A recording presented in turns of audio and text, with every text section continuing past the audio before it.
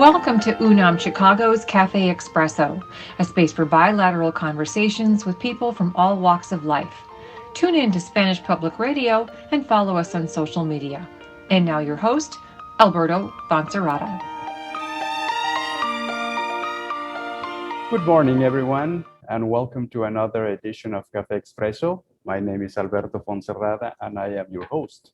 Café Expresso is a program of UNAM Chicago in alliance with Spanish Public Radio. Happy St. Valentine's Day. Today is a very, very, very special day. I have with me an iconic figure in Chicago, Blanca Vargas. Welcome, Blanca. Oh, thank you. Thanks for welcoming this worker in the state of Illinois in Cicero. And happy Valentine's Day to you too. Thank you, Blanca. And thank you for giving me this opportunity to be speaking with you today. Well, no, absolutely. And I know that you're going to tell us a little bit about what's going to happen this week, especially on Wednesday. But I would like to know a little more about Blanca Vargas. I know that you are from Durango.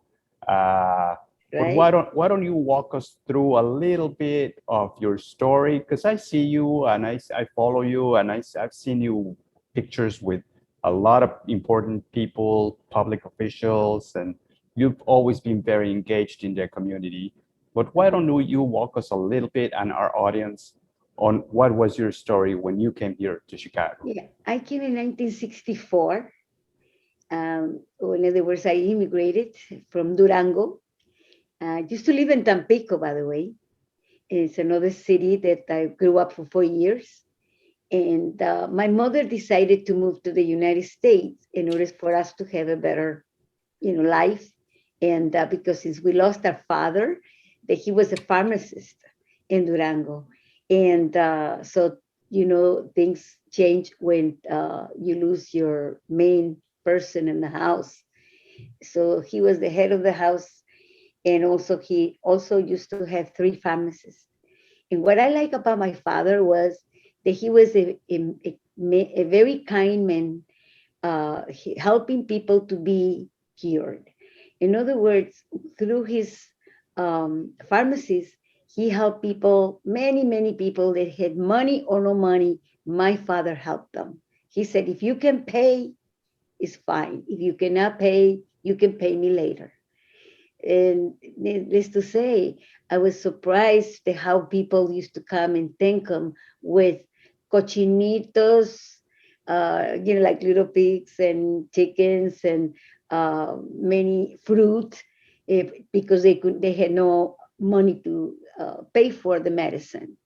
But my father's best and satisfaction idea was be cured.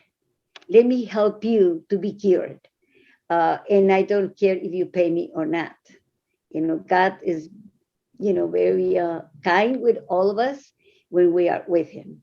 So since I grew up in the environment of helping people, when I moved to the United States, of course, I went to a St. Patrick's High School, which I was very, very active in sports.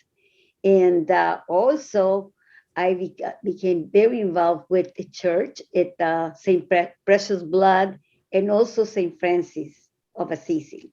So I was one of the young adults with help being trained for leadership. And I think that helped me a lot to continue helping people and be helpful for so many people that need help, especially when I need to interpret in any areas. So after I left Chicago, that I went to Little Village. So I grew up in Little Village, by the way, which is on 26th Street. And I was also very involved with the Little Village Community Council, with the Little Village Chamber of Commerce. I helped them to coordinate the parades and also to help during the Queen Contest. Well, there was not enough for Blanca, right? I became involved with LULAC back in 1972. Let me hold on for a second because I didn't introduce you in the beginning. I mean, I know that the flyer says who you are, but to my audience who's listening, LULAC is the League of United Latin American Citizens. So Yes. please go ahead. Oh, thank you for clarifying that. And so LULAC is an organization that protects citizens' rights. It's a civil rights organization. And I really like that name. I says, if we are going to be fighting for civil rights, this is the organization that I need to belong to. So not only for the scholarships that we do, but also to help them with immigration costs or discrimination. So from there, once I was involved with LULAC during the Queen contest, I helped them too, besides the Lulu Village.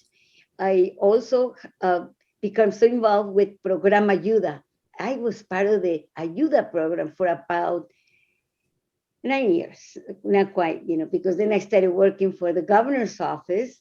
And when I worked for Governor Walker at that time, back in 1972, that's when I joined LULAC, the governor's office, and fighting for the civil rights and helping our community in many programs. So, when you work for government, you have to be open to help, everyone in all the walks of life. Many people need one help or another. So I was open to help them. If I couldn't help them, I referred them to the individuals that were going to give them a hand. And that's how everything got involved in terms of why I went. I'm so involved in many, many, many things.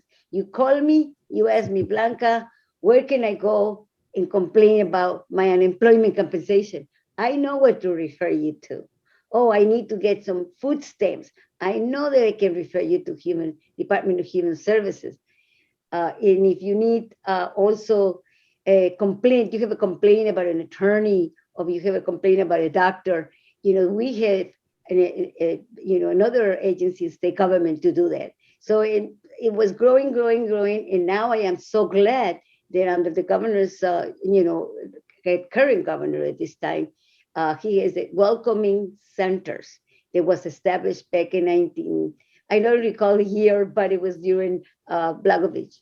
And he, had established a particular program to help the people.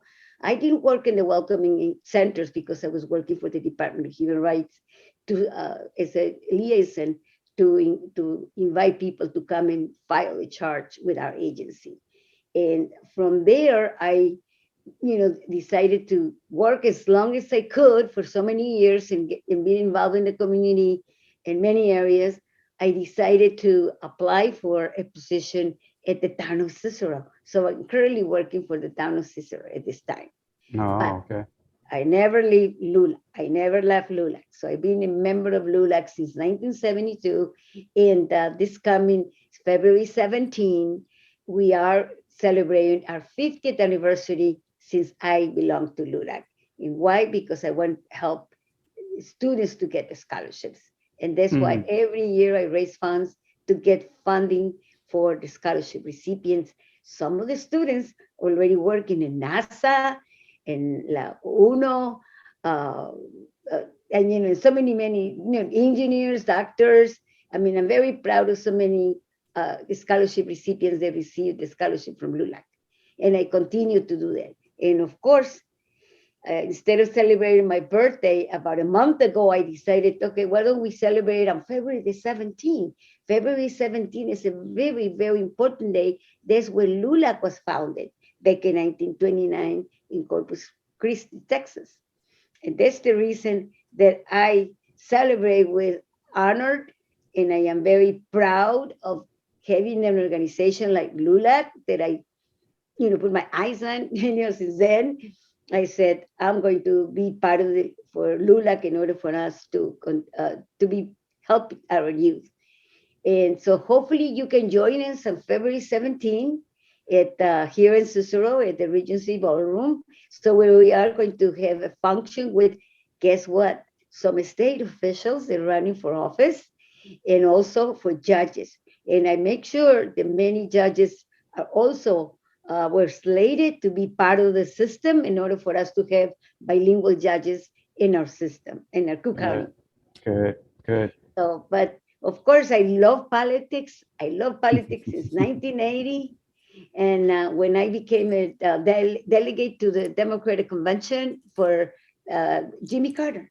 I know that that's where I was gonna go first. Well, Okay. you jumped in and announced the Wednesday event, and congratulations on that. That is fabulous work that LULAC has done. I'm sorry I jumped so fast. No, that's great. That's a giveaway.